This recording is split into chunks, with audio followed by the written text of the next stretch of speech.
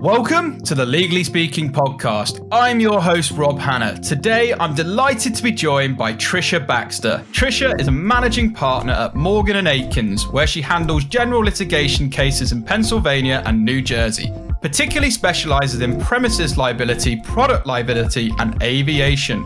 Patricia is also the creator of 60 Days to Clarity and the Legal Navigator YouTube page, helping companies keep their litigation costs under control. She also recently published her first book, The 25 Factors That Influence Liability and Damage in GL Files, which became a #1 release within 24 hours. Prior to this, Patricia worked as a managing partner in the Philadelphia office of Cruiser and Mitchell LLP. So a very, very warm welcome, Patricia.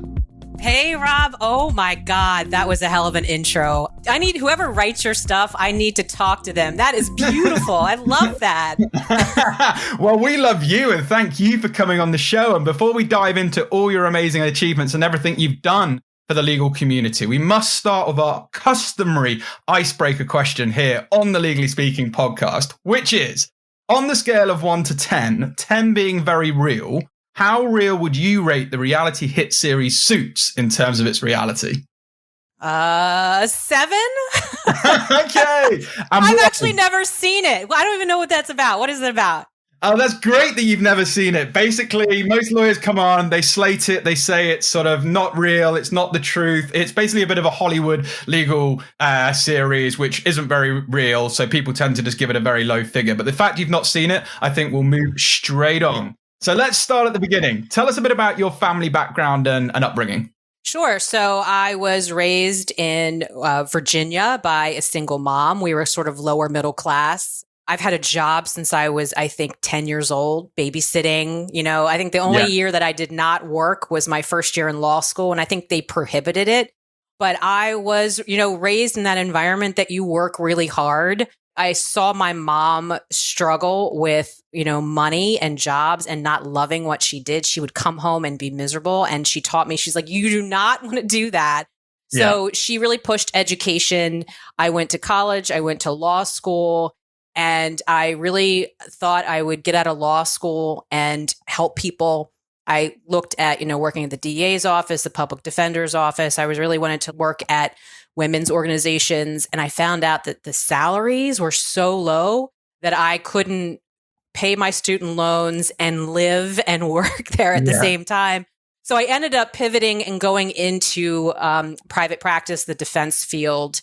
And that's where I've been the past 23 years. That journey in of itself is probably 5 other podcast episodes, but it has been so cool. It has been challenging. Where I'm at now is not where I thought I would have started from. When I started, I completely different objectives and goals in mind. So it's been a crazy ride. Now I'm managing my office and I run the Northeast division of my law firm. And it's one of the coolest things I've ever done. So I'm very lucky and grateful for my position. So that's kind of where I'm at. Absolutely. And you touched on it there. You are currently the managing partner at Morgan Akins. So, just tell us a little bit more about day to day, what that role entails, because, it must be fascinating. So, when I started as managing partner, I was still doing the day-to-day litigation. I was still in depths. I was still trying cases. I was still doing ARBs, writing report. I was still doing all the day-to-day. And over the past 7 years, that has evolved. So the point where I've hired more senior people that frankly are better at doing depths and ARBs and trials and reports. And I've sort of removed myself. I've done the work to figure out what I'm really good at and maybe what my weaknesses are. And I've sort of hired those people that their strengths are my weaknesses. So to build a team and create a team. And I've stepped out of that day to day. So right now, most of my day to day is marketing. I would say 70 to 80% is marketing. I have my client relationships. I'm very much, though, with a 30,000 foot view. We talk big ticket items, goals, where cases should go, how to get there. But they execute. Most of my team executes on that vision. And it's fascinating because I never considered myself a marketer or a networker. I didn't love it. I thought it was like when I first started doing it, it was something that I had to do, but I didn't love it. I've somehow grown to love it. So yeah, that's my day. 80%, I'm on a lot of podcasts. We write a lot. I have my own podcast. I have my YouTube channel. We do a lot of video. We do a lot of outreach. So it's right now, it's about getting creative on our marketing efforts, especially when COVID hit last year. How do we continue to network and market when all my speaking engagements were shut down, my dinners, my lunches, my happy hours, all that went away. And it's been one of the coolest things to really try to get creative on your content and how you meet new people. So I'm still trying to tap into that creativity. I just finished a book and released it, as you noted in your intro. And that was another way. Now I'm like, all right, what else can we do next? So that's my day to day is really networking and marketing. And then I do a little bit of admin stuff, but that's primarily it. And I'm so glad you said that because you're doing a great job on the marketing and networking. And I'm sure, and why we're so keen to have you as a guest on our show is that's the future, right? And I think there's still a lot of traditions with senior partners, managing partners to they're not sure about, well, why should I go into that space? I've already got a reputation. What do you say to that? Because you and I both know that content creation and it's good for business and you need to be visible online nowadays. But what would you say to the people who are less resistant, who are still quite senior and refuse to perhaps embrace that new way of working, basically, as senior people within these law firms? Yeah, I mean, I think if you just look around, the world is changing. How we do business is changing. How people are consuming content is changing. If you're still thinking that television ads are the way to go, I think you're missing out on the world changing. Yeah. So I think that's the thing. You have to think about how people consume information, how people find you. It has opened up so much on how that happens. There are multiple channels on how people find you. It's not even just your website anymore. It's not going and speaking anymore. Really, what's driving information at this point is content, is creating value, and then getting the other person's attention. I mean, you're competing for eyeballs, you're competing for attention. So you have to really look at how the world is changing. If you're still stuck in the 90s with just conferences, I think that they don't ever go away. But to open up your mind to say, all right, people are consuming information differently. How do you reach those people? What are they doing? That's, I think, such an interesting exercise. So that the answer to your question is just look around and then look at your strategy. Where's your strategy coming from? Is it from the 90s? Is it from the 80s? It should be 2021 strategy. And it really does open up a world of creativity and allows people to access things, especially in the legal profession, that they weren't accessing before. So that's my answer. I completely agree. And I think you're doing a fascinating and fantastic job with everything that you do. And I enjoy following all of your content. In terms of the pandemic, it has hit a lot of firms. It has had to be a lot of adapting. How have you found the firm has reacted to managing cases remotely during this time? So we were kind of lucky. Like we had a culture in place that was paperless and that was not necessarily tied to an office setting. And I know there's a significant number of firms in my area that were the same, but I did see the firms that weren't ready for it. And I saw firms that had to completely shut down for the first several weeks of COVID because they didn't have the infrastructure in place. But we did have to pivot. Like we did have to rethink about, all right, how are we meeting? How are we communicating? If you're all at home, culture and relationships are still important. So we did turn a lot to Zoom. But it wasn't as difficult as I had thought it would be. We had to set up admins at home. We had to set up paralegals at home. That was definitely different. And I challenged my issues of trust a little bit. Like I still had the old school trust issues with my admins. I'm like, are they going to work if they're at home and no one's watching it? And they did. Of course they did. What was I thinking before COVID? And they rose to the occasion. So it was actually minor tweaks for us is to say, how do we do this? How do we get, how do we sign? How do we do original signatures? How do we get like a court reporter stamp or a notary stamp? Those were minor stuff, but it was Zoom, it was email, it was phone calls, and we just sort of adapted. It's been an interesting learning experience. Yeah, and obviously you've adapted very, very well. And another thing that we've touched on previously, but I want to talk about more, particularly as an expansion of content, is your podcast, The Defense Never Rests. So what does it aim to do and where can people access it? So yeah, we started The Defense Never Rests probably about a year and a half ago. I think it was October of 2019 before the pandemic hit. And it had been an idea for like a year and a half. Like I had sat on it for like a year and a half, afraid. Like I was like, what am I going to say? What is it going to be about? Are people actually going to listen? And then I just kind of smacked myself in the face and said, get off your butt, make it happen. We made it happen. And right now it is about really talking to the defense side of the bar, lawyers, claims professionals, risk managers, general counsel on the issues that we see them struggle with the most. So it's not always litigation focused. It can be work environment. It could be, the balancing of family. It could be your journey as a general counsel. It could be how you create a company during COVID. Like it's such a broad range, but that's the focus is the people on the defense side of litigation. What do they deal with? And can we deliver content that helps them with whatever they deal with, but in an interesting, entertaining, fun way, which I think you do really well.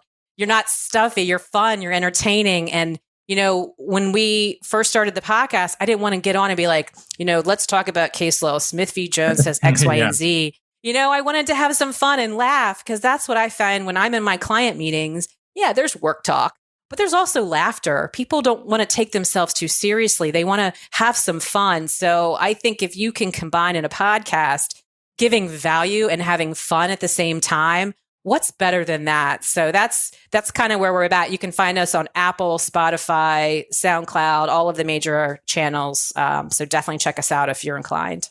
And that's what I love about you, Tricia. You're so strategic because you mentioned earlier about how your clients and future clients and people in the industry are consuming your content. Having a really good, engaging, entertaining, but value-add podcast is just another great vehicle you're using to build your community and keep your community engaged. So I love what you're doing. Okay, so you're also the creator, as I mentioned at the top, 60 Days to Clarity. So tell our listeners what 60 Days to Clarity is all about. So yeah, this is my personal brand. I've spent the past 2 years really doing the work to figure out what I do best. And this 60 Days to Clarity is the final output, which is my brand. And it is all about a litigation mindset. How do you look at your cases within the first 60 days to reach a conclusion, to figure out where they're going? It's about getting clarity about your goal. Most cases end with settlement, trial, or emotion. You get out via emotion. So let's look at those exits, but let's look at them within the first 60 days to see what's right for you. And there's a certain mindset there. You have to sort of let go of perfection. You have to engage and embrace assumptions. You have to really be okay with making some educated guesses based off experience and what you learn about the case. But it's a mindset and then combined with a how-to. Here's the mindset that's necessary for you to evaluate your cases within the first 60 days so that you get the right information to make the right decisions. And once at the 60 to 75 day mark of the case's life, you should have an idea of where it's headed. And if you don't like where it's headed, you get to change its direction. The one thing I found most of my clients, frustrated my clients the most, was when their cases would just go on a path of just litigating them without a goal. Yeah. And then you would get 10 months, a year and a half, 2 years sometimes down the road, you spent $100,000 and now you're deciding to settle the case. Well, why hasn't that discussion happened within the first 60 days? So that's the brand. 60 Days to Clarity is about getting clarity within the first 60 days. I have a video that kind of walks through the how-to. I have a book that does an even deeper dive into the how-to because I think it's really important. I see so many lawyers saying you can't get all the information that you need within the first 60 days. I'm like, yeah, you're right. But you still can get enough of the right information to make a call and talk to your client about where their case is headed. So that's my 60 Days to Clarity. Yeah, and you described it so clearly. So I really appreciate you doing that. Okay, you're also an best-selling author, but I read that you hadn't always had a passion for reading and writing. So tell us a bit about that and then when that changed for you. I became a member of an online networking group, a female lawyer online networking group right at the start of the pandemic. And, the goal of this group was really to help each other's engagement. It was like a pod, if you will. And that group decided to write a book. And I participated in writing a chapter. And through that experience, I was like, wow, this is pretty cool, right? And I helped on the pulling the writing together and on the publishing end. So I saw the how to self-publish, which wasn't easy, but I'm like, it's doable. So when I was trying to figure out, after I'd done my 60 Days to Clarity video, I had just finished authoring that book and it came out. And I was like, I need to do something that's a little bit of a deeper dive into my 60 Days to Clarity. What can I do? I thought about webinars. I thought about like PowerPoint presentations, nothing kind of sat. And I'm like, well, I just read a chapter in a book. Maybe I can write a book. It lets me do a little deeper dive. And I started writing it. And I was like, this is actually pretty fun. Like, this is kind of cool. So it was that journey that brought me there. Not to say it didn't have hiccups and twists and turns, as all creative endeavors do. I was surprised at how much I liked it because I wasn't a big reader when I was younger. I didn't really enjoy books until I was in my 40s, and now I can't get enough of them. But, for the first 40 years of my life, I wasn't a big lover of reading. I wasn't a big lover of writing. I did it for my job because I had to, but I never really loved it. And now I found myself loving it. So that was the journey. And it also taught me sometimes just showing up. Like, I just showed up for that book with the networking ladies. And I was just like, they said, let's write a book. Who's in? I'm like, yes, I'm in. And I just said yes to it, not really understanding where it would lead me. And it ended up leading me to writing this more self-branded book. And it was a very cool experience. Yeah, and we're going to talk more about your first book. So the 25 factors that influence liability and damage in GL files. And that was recently published, as you mentioned, also released free as an ebook. And it aims to show how the mindset and the steps necessary to evaluate your case early on, even when you start with little or no information. So just tell us more about the book. And again, sort of, you kind of touched on it, but any other sort of motivations behind kind of really wanting to get that out there? The big chunk of the book is mindset. It is getting past this need of perfection. And what kind of mindset can you adopt that lets you make decisions when you don't have everything that you want? I think us lawyers are driven a little bit to perfection and wanting I need to have all the information before I can make a really sound, smart, intelligent decision. And this book is about undoing that a little bit to say, you really don't, right? You really don't need every single bit of information. You need certain pieces of information. And for the stuff that you can't get, you make assumptions about them. So it is sort of de-brainwashing a little bit of what, at least how I was taught. I had to de-brainwash myself and de-brainwashing that and getting into the mindset and then how you do it. So it is a step-by-step look of, all right, you get your case in. What's the first thing that you do? Here are the questions that you ask yourself. Here's what you need to find out. What does your venue look like? Do you have liens? What are your injuries in this case? What are your treatment? Do you have that information? How do I get that information? Like, one of the biggest things my clients want to see are, what are the injuries and treatment? And you don't always know that right off the bat, but you can usually pick up the phone and the plaintiff's counsel will say, oh, this is, a sprain and strain. It's not a big case. Or we had a rotator cuff tear with surgery, or we have, amputations or whatever it may be. You can get a feel for the injuries and treatment just by asking. So this book is really for the big ticket factors, the 25 factors. I list them out. Here are the 25 factors that you should look at in every case to see if they're prevalent. And if you can't find them out, here's some tips on how to do that. And then it circles back at the end. Now you have all this information about your case. What do you do with it? And I outline what you do with it and how you come to clarity, how you come to say, hey, client A, this is your case. I think you should mediate, or this is something we should file a motion for summary judgment on, or this is a trial candidate because of X, Y, and Z. You get to have the end goal talk early on, and that's the goal. So that's what the book helps you do by step-by-step process. Yeah, brilliant. And it definitely sounds interesting. And I know you've put a lot of hard effort into that. And you touched on it before, but you did contribute to Network, which is a #1 bestseller. You know, the 20 chapter, anthology written by 20 women lawyers born out of the pandemic, which is great. Can you tell us just about some of the other topics that are included within that particular book, just so people have a bit of a flavor and who are interested in maybe going and get a copy? Yeah, I think that book is a collaboration. All of our individual stories, 20 lawyers who came together in this online LinkedIn networking group. We were a pod in the traditional sense of we helped boost each other's engagement, but we also had very personal chats. You can talk about your law career. You can talk about your children. You could talk about your boob job. You could talk about anything that you wanted in that chat. No judgment. People held space for you. And it was really nice to see that collaboration back and forth.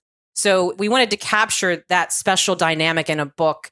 And every woman really wrote the chapter from their own personal experience. For me, it was the journey, the 3 years leading up to the pandemic, and where I was at personally and professionally when the pandemic hit, and then what happened to the personal and professional dynamics once we started to get into COVID, and how that affected my mindset, my career, my family, and what I did to sort of not fix it. I don't think anybody needs fixing, but help really hone in on what works for me. It's a lot of these women sharing their personal struggles. There are issues, there were talked about issues of infertility and how that impacted their career, to changing from big law to coaching, to creating businesses. People created businesses during the pandemic, and how they did that, how they got through some of the negative mindset that, at least I think, not that it's only for women lawyers, but you do find it, I think, a little bit more in women lawyers, that negative mindset that I can do that. So the feedback that I've gotten from this book is that it is inspiring because the women are vulnerable. They don't just talk about, oh, look at all the things that I've done. They talk about their struggles and getting there and how they overcame those struggles. So if you're struggling on where you're at in your career, it's a great book, man or woman. I've had a ton of men reach out to me. I was surprised. Yeah. But I had a ton of men reach out to me and say, I resonate with the fact that you said, I like to put my daughter on the bus every day. I resonate with that. And if you're struggling with where you are, I think it's a great book because it shows 20 different perspectives on that very theme. So I highly recommend it. And all proceeds go to charity. So my promotion of the book is not putting anything in my pocket. So everything goes to Women's Legal Association charity in the States. So definitely pick it up. Yeah, really well said. And I encourage all our listeners to do that for sure. And you and I both share a very good mutual friend in Shay Rowbottom, and you've been through her courses. As we know, she's very big in LinkedIn world, particularly in video content creation. And I believe you've now developed your own courses. So can you explain a little bit more about what they entail or some of the things you get up to? Well, I haven't quite done the courses yet. I really kind of refer everyone to Shay because I think, her course changed my life personally, professionally. Coming across a woman who was so knowledgeable and such great ways, and really encouraged me to get out of my comfort zone and do things that I never thought we would do. So I love that we share that. I love her. I'm still such a big fan of hers. But I know that there are a ton, especially for lawyers, there are lawyer coaches out there that are creating content. But I do get a lot of questions about it. So I do webinars on occasion with how to use LinkedIn to develop business. But who knows? Maybe I'll do a course one day. We'll see. Watch this space. And on the theme again, you also have your own YouTube channel, the Legal Navigator. So can you tell us a bit more about the content featured on that page? So that is primarily our podcast videos. I have found that there are some sections of the podcast community that don't just like audio. They like to see visually, look at the podcast. So that's primarily it. It is also where my branded video sits. I originally started it because I found like the LinkedIn videos would go away after a time. And it's not like you had a spot to go see what LinkedIn videos that you had. So I created the YouTube channel to have that central spot where I could show people like, oh, check out, we did a mediation podcast. Here's the link to that mediation podcast. And I've had clients take those YouTube links and circulate them within their companies. So it's just a spot for me. My YouTube channel isn't necessarily, I don't care about growing it, but it houses my content in a evergreen kind of way that I can go back and always find it and reference it and use it again. So that's sort of my purpose on that. Yeah, absolutely. So I wanted to ask, you're obviously managing partner, best-selling author, achieved all of this success, but no one gets to the top without having a lot of knockbacks and a lot of tough points in their career. So what advice would you give to people probably being very inspired listening to you today when you have had tough moments, tough times in your career? What would you say to others to kind of motivate them to keep going? So I would say the tough times in my career have been when I've tried to do it alone. And I tried to DIY it, do it yourself it, and I would spin my wheels.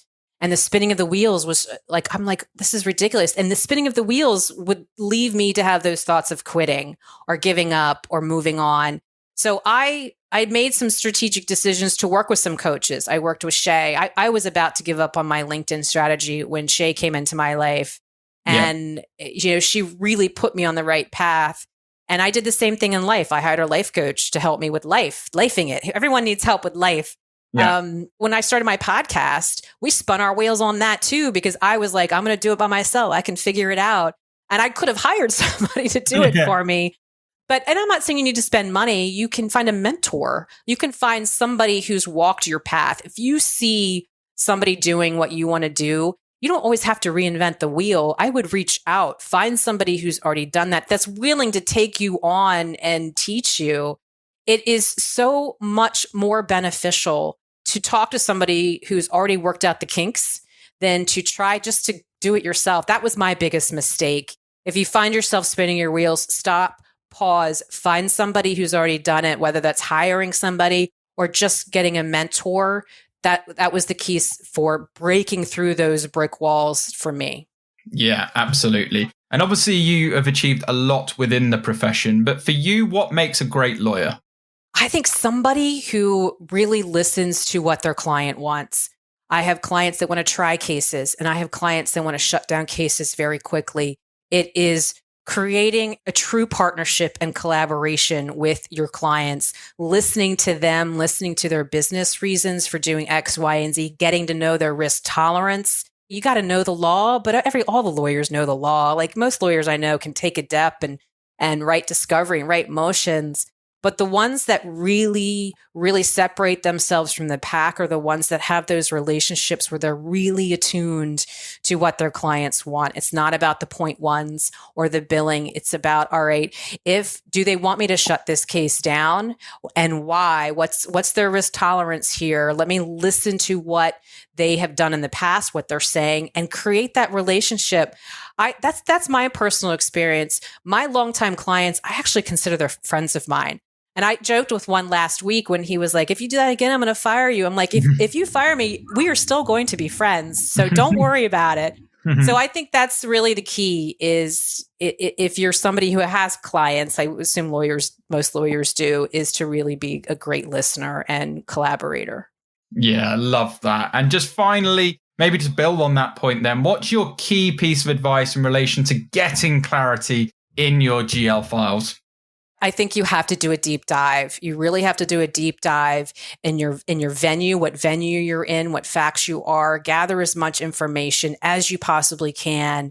And once you do that and sift through it, answers come to you. It's not that difficult to do. It's just getting past your own mindset that you have to have all the information, that you have to be perfect, that you have to turn over every stone and cross every T and dot every I. You don't. You just got to get over yourself and take the leap and make some calls, and your clients will appreciate it. Yeah. And you talked about it earlier at the beginning of the podcast about your days and your time and percentages, because, you are senior in terms of managing partner. You are doing all this extra work. How do you manage to sort of record, edit videos on top of everything else you're doing? What's your time management strategy? So I pick things that are something I can repurpose, which I know that you know how to do.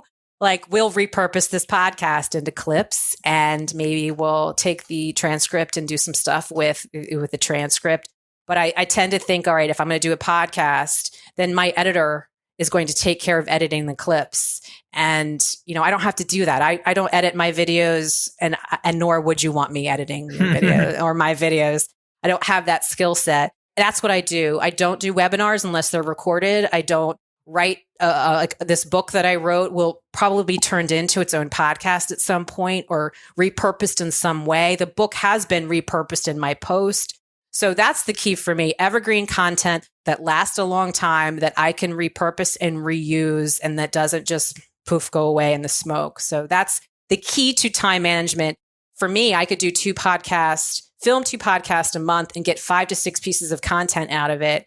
So I'm not necessarily worrying about creating new things constantly. It's what can I get from that hour of time? That's the best way versus just constantly creating original new stuff. That's my key. Yeah, and I guess to put it into the legal world, you think about a case, there's a million different ways you can approach a case, right? And you can think about a case. It's similar with your content. There's various different ways you can use to repurpose it. You can go and speak at a live event, but if that's not recorded, and after that live event, that is done. Whereas actually all these online things and everything you do, there's so many different ways you can continue to communicate with your audience. And you're doing a great job of that. So if people want to follow or get in touch with you about anything we've discussed today, what is the best way and platform for them to do that? Feel free to shout out any web links or your best social media channels, and we will share them with this episode for you too. So yes, LinkedIn, Patricia Baxter. You can search me. I'm there. You can check out my book at 60daystoclarity.com. It is a free ebook on that site. It's also on Amazon if you want to pay for the paperback hard copy version. But that's it. LinkedIn is where I'm at most of my days. You can find me there. I will respond. Great stuff. Well, thanks a million, Tricia. It's been such a pleasure finally having you on the Legally Speaking podcast. Me too. I'm so excited. I'm such a fan of yours. So thank you. The journey of yours is truly inspiring. So from all of us on the Legally Speaking podcast, wishing you lots of continued success. But for now, over and out. This week's review comes from Syra. Powerful. Amazing to hear a podcast that shines a light on how varied the legal industry is. Hearing from a number of people with unique journeys consistently instills me confidence that my route is also taking me down the path of success. Incredible. Thank you so much, Sarah, for your kind words. We really appreciate it.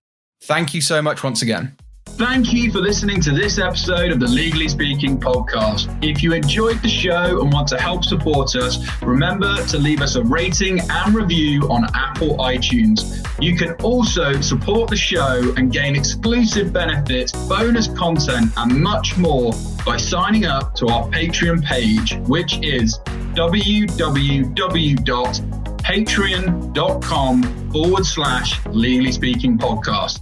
Thanks for listening.